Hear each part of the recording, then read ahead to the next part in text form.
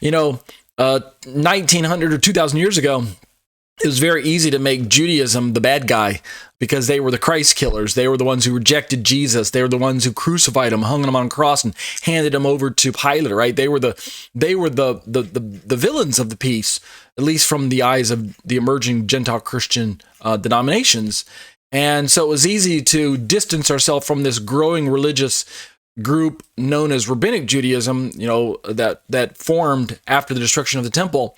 We Gentile Christians didn't want to be confused with Rabbinic Jews, right? Because they're the ones who don't believe in the New Testament and don't believe in Jesus. We're the ones who have embraced Jesus and do embrace the New Testament. So I say the Jew today who embraces Jesus, he doesn't have to lose his Jewishness, right? He can still be a Christian. He can still be Jewish. They're not mutually exclusive. To be sure, I say, as we already demonstrated, hopefully in the study, Paul teaches in the latter part of Romans chapter 2, that a true Jew is one who's both Jewish inside and out, right?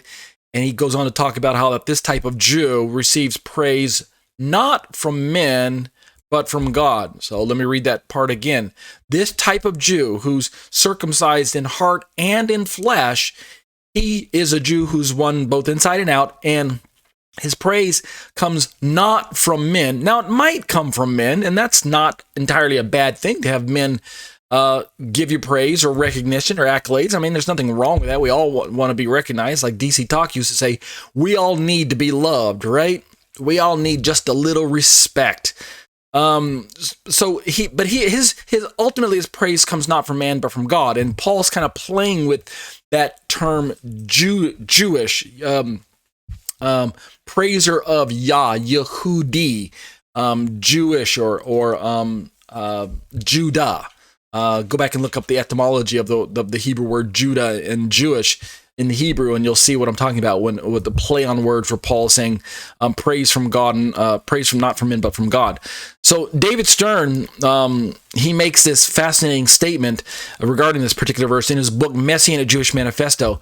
And I want to read some of that next week as well, but I want to use it as my final quote for this commentary for tonight. So David Stern, the late David Stern, wrote a book, bright red book.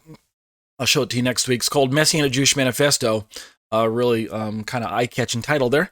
And I say in my commentary, remember that David Stern is a Messianic, he was a Messianic Jewish man who believed in Yeshua and yet practiced a sect of Judaism. When at the time that I wrote the commentary back in 2015, David Stern was still living, but he passed away recently this year. I believe that was just last month or the month prior. It was either October or November, but he just recently passed away, so... a great man of God gone by, and I hope to meet him someday when I'm resurrected or when we get to heaven. But here's what the late Dr. Stern has to say, quote, "Some churches try to assimilate us to Gentile ways." Remember, he's speaking as a Jewish Christian.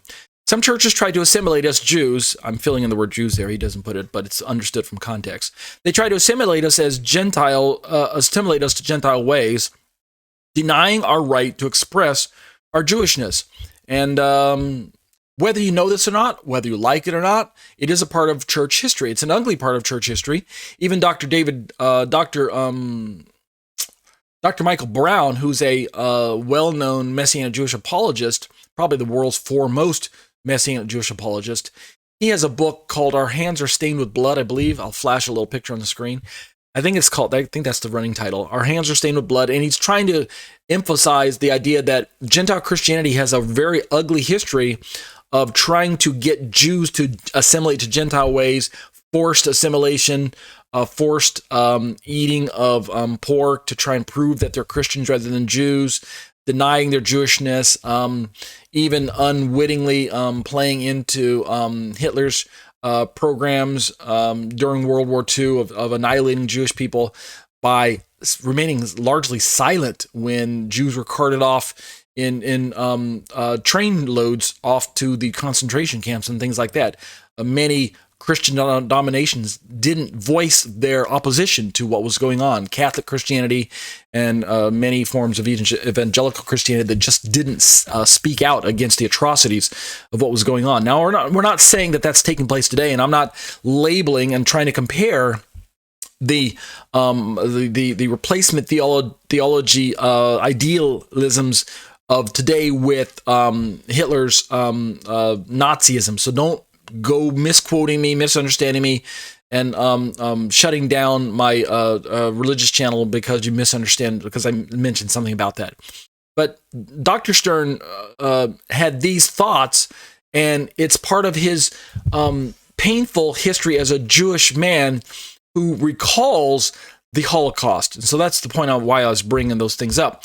He talks about how this assimilation and denying of Jewishness is often done under the banner of eliminating, quote, the middle wall of partition, end quote, between Jews and Gentiles, which has been broken down, as we know, by Yeshua the Messiah, right? Go back and read Paul's letters, the book of Ephesians chapter 2, where he talks about the middle wall of partition being broken down. And often, sometimes, Christians who are evangelical and not Hebraically oriented, or Catholic and not Hebraically oriented, in other words, they're not really welcome to embracing any Jewish forms of Christianity or Torah lifestyles and things like that. When they see Messianic Jews trying to re-embrace their Jewish lifestyle, or they encounter Gentile Christians trying to embrace the Hebraic lifestyle and things like that, all they can see is that the middle wall of partition is being raised again. They think that to bring Torah into the discussion is to raise that middle wall all over again. David Stern goes on to say, other churches regard us as extra special, either as weird, not quite Christian, or as super Christians, doubly blessed.